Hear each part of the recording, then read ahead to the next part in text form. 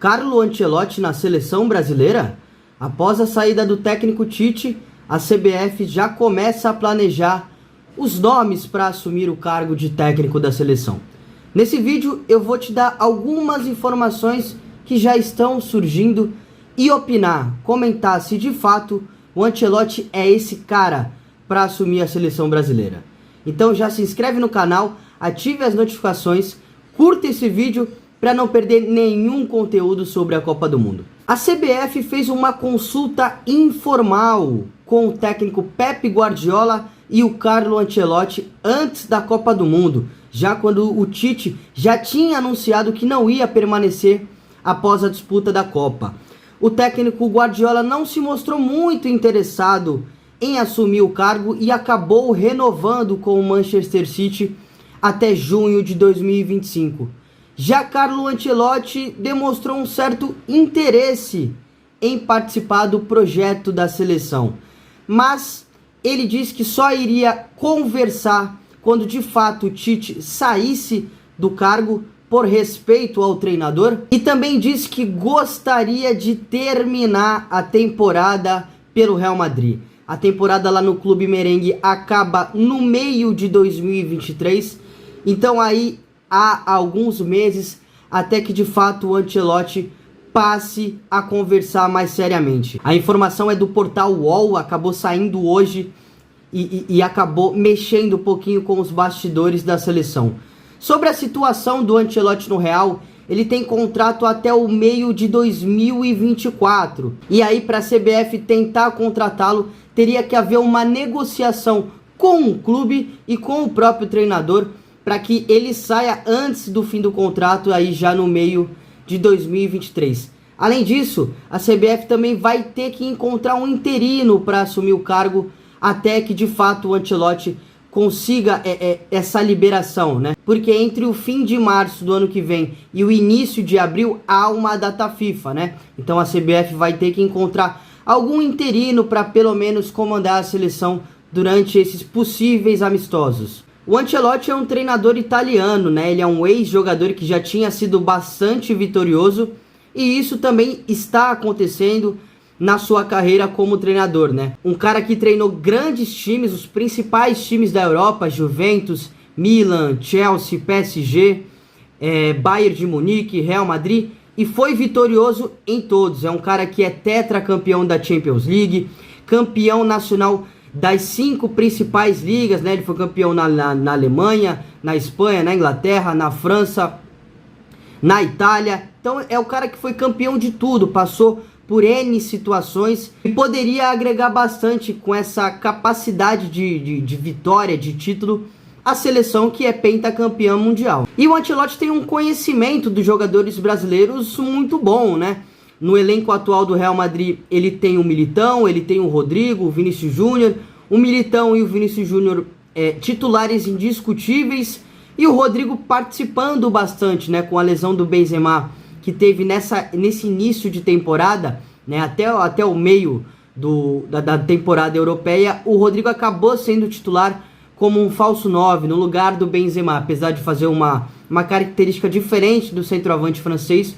Ele conseguiu pintar no time titular. Então o Ancelotti tem um conhecimento muito bom desses jogadores brasileiros, né? Ele trabalhou com o Casemiro também nessa última passagem. O Casemiro acabou se transferindo para o Manchester United, mas no título de La Décima, na temporada 2013 e 14, o Ancelotti também trabalhou com o Casemiro. Naquela temporada ele não era o titular da equipe, mas em algum momento o Ancelotti acabou treinando o Casemiro, acabou conhecendo o jogador, o volante brasileiro. Mas como de fato é o modelo de jogo do Ancelotti? O Ancelotti busca adequar alguns pontos do seu modelo de jogo com base nas características dos seus jogadores.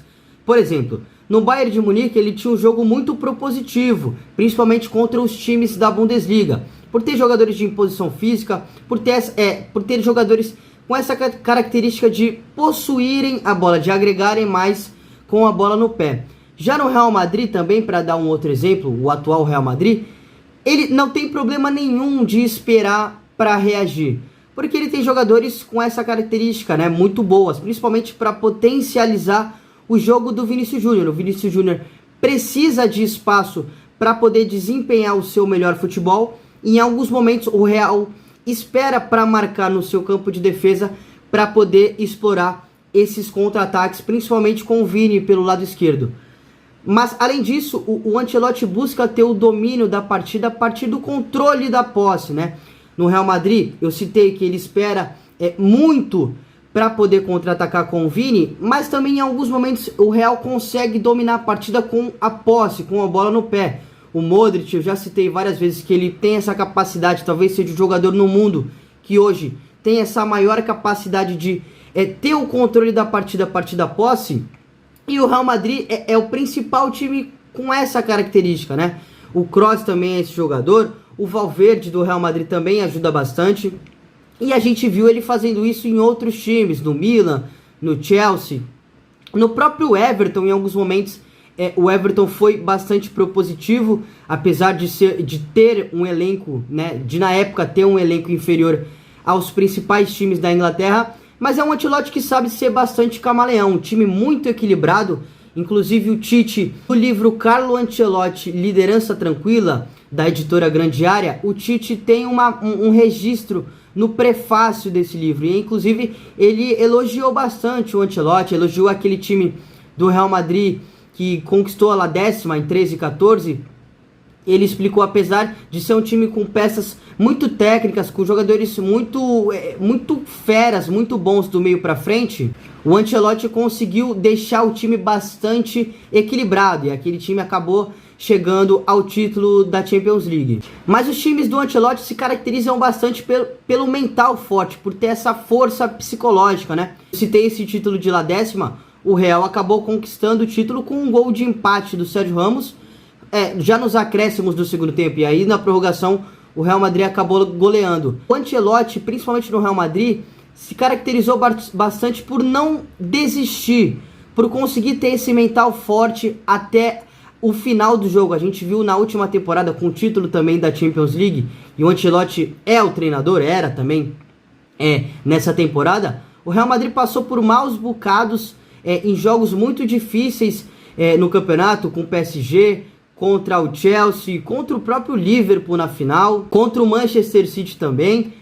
E o Real Madrid não se desesperou, apesar de em alguns momentos estar atrás do placar, sendo sufocado, conseguiu ter esse equilíbrio emocional para depois conseguir o resultado, conseguir virar a partida ou conseguir segurar o resultado que já era bom. Então as equipes que o Carlo Ancelotti dirigiu e dirige se caracterizam bastante por esse mental forte, por ter essa força psicológica, aliado à qualidade, né? É um treinador que busca bastante ter esse equilíbrio, de ter, assim, a solidez defensiva, mas também de incomodar bastante lá no ataque, de criar mais situações que o adversário, de ter, na maioria das vezes, a posse, de incomodar bastante. Basicamente, o que o Tite prega. E aí, nisso, já opinando, eu acredito bastante que esses dois treinadores tem uma filosofia de jogo, uma forma de pensar futebol parecida. E aí, se de fato isso se concretizar, seria um acerto da CBF em dar essa continuidade mais ou menos no trabalho, né? É claro que os títulos que o Ancelotti conseguiu são um nível muito mais alto em relação ao Tite.